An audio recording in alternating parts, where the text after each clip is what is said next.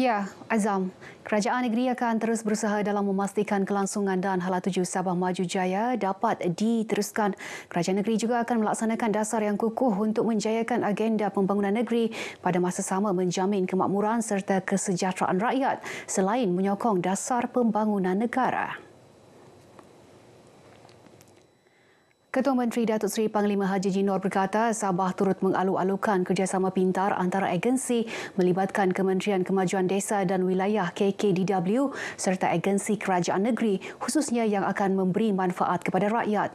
Beliau berucap demikian dalam majlis santunan kasih Ramadan di Masjid Jamek As-Salam Kampung Benoni di Papar. Teks ucapan beliau disampaikan Menteri Sains, Teknologi dan Inovasi Datuk Dr. Muhammad Arifin Arif.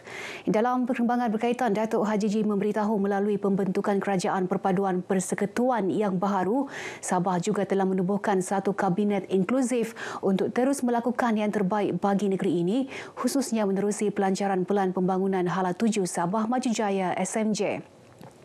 Jelasnya melalui SMJ yang dilancarkan pada Mac tahun lalu, agenda pembangunan negeri kini berada pada landasan yang betul. Datuk Haji Ji menambah Sabah juga akan terus menjadi negeri mesra pelabur sekaligus mengekalkan momentum bagi memastikan negeri ini menjadi destinasi menarik bagi tujuan pelaburan.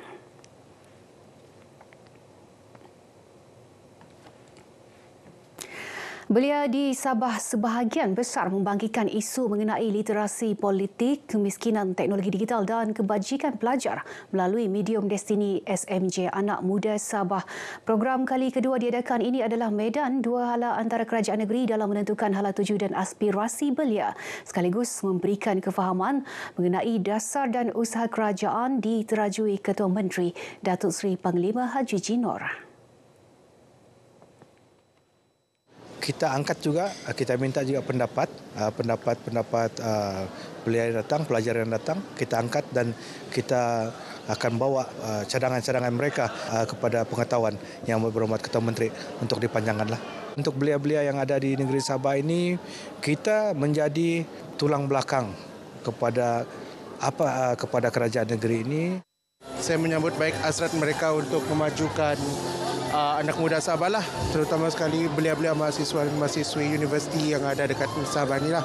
Saya harapkan agar kerajaan dapat melihat dan memastikan agar anak muda, terutama sekali anak muda di negeri Sabah ini sendiri, supaya mereka dapat lihat bahawa kami juga perlu didengarkan suaranya. Program ni dia sangat memberi banyak manfaat kepada mahasiswa. Pertamanya dia memberi pendedahan kepada mahasiswa, terutamanya UiTM Sabah, tentang hala tuju anak muda.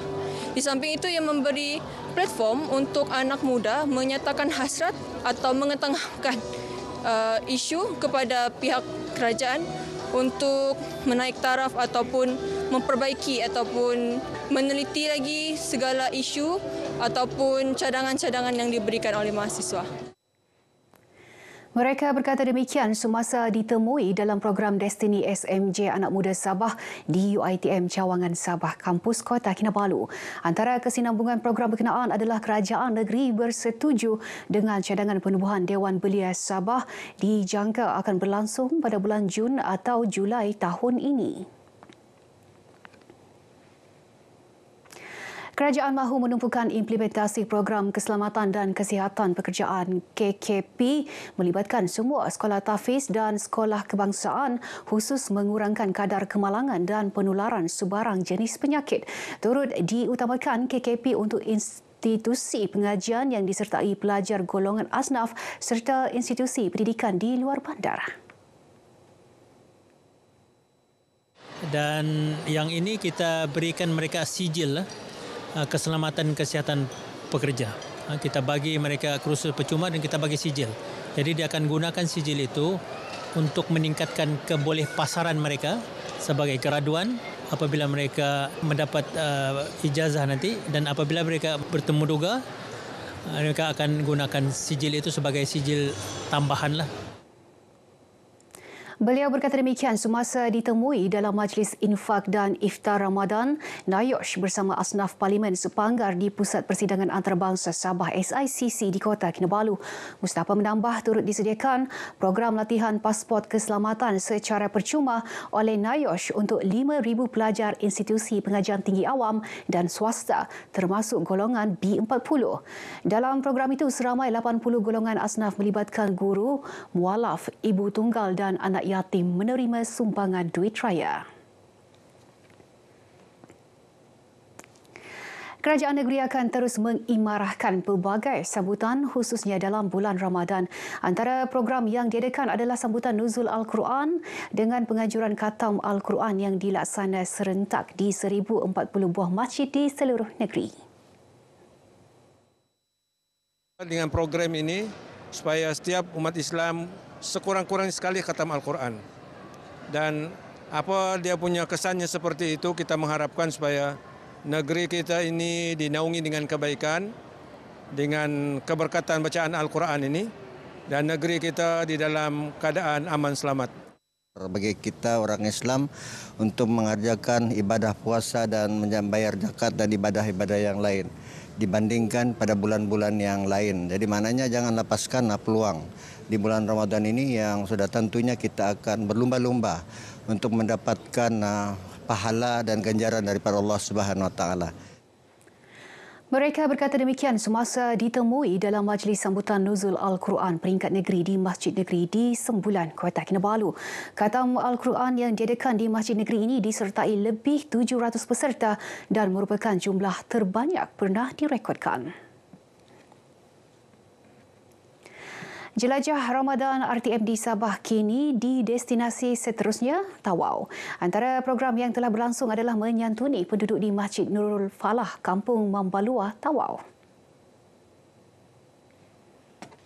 Kita berharap agar penduduk-penduduk masyarakat di sini agar terus memberi kepercayaan kepada Jabatan Penyiaran khususnya pihak RTM di dalam memberikan berita-berita yang sahih, yang memberi maklumat-maklumat berkaitan tentang pembangunan, berkaitan tentang apa juga peristiwa yang sahih yang berlaku di negara kita. Terima kasih kepada pihak RTM kerana bagi bantuan semua bantuan tadi meringankan untuk menyambut Hari Raya. Pada pihak RTM kerana memberikan sumbangan pada hari ini, sekurang-kurangnya saya dapat untuk membuat persiapan untuk Hari Raya.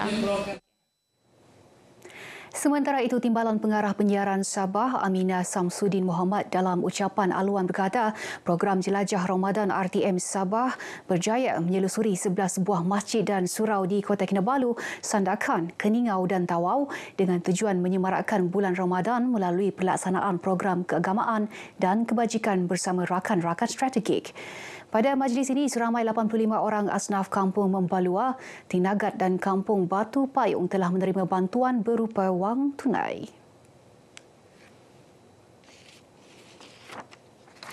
Baik, sekian paparan dari Sabah untuk petang ini. Ikuti lebih banyak perkembangan menerusi berita wilayah selepas ini. Kembali bersama Azam Hussain.